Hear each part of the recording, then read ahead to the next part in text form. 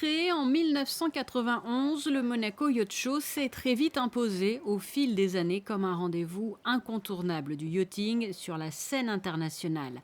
Pour cette édition 2016, la Grande Plaisance est de nouveau très bien représentée, avec plus de 125 unités dépassant très largement les 25 mètres de longueur, 40 tenders de luxe et plus de 500 sociétés spécialisées dans le yachting.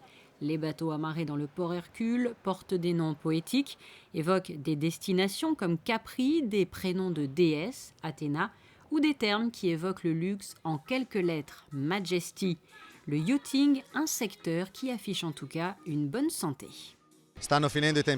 Nous sommes en train de sortir de temps difficiles. Le marché du yachting en Europe se porte bien, y compris en Italie. Vous savez, c'est un secteur dans lequel la croissance est bien présente. Peut-être aussi parce que nous sommes plus compétitifs. En ce qui concerne les super-yachts, par exemple, 5 sont en chantier. Ils mesureront entre 50 et 67 mètres. Ils seront livrés dans les années qui viennent.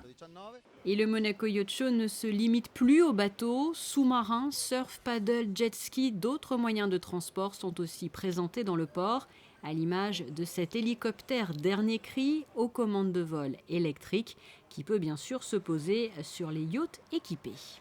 C'est vraiment le futur des hélicoptères civils. Donc on le présente ici en exclusivité en version VVIP.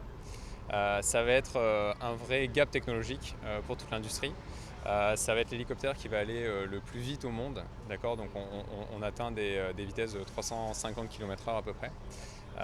Et donc ça va vous permettre d'aller le plus vite, le plus loin, avec le plus de technologie à bord pour vraiment ajouter un côté sécurité au vol et augmenter ses standards de sécurité. Nos clients, ce qu'ils veulent, c'est gagner du temps. Quand vous avez un yacht, vous avez envie d'être au large, de vous relaxer avec votre famille, avec vos proches.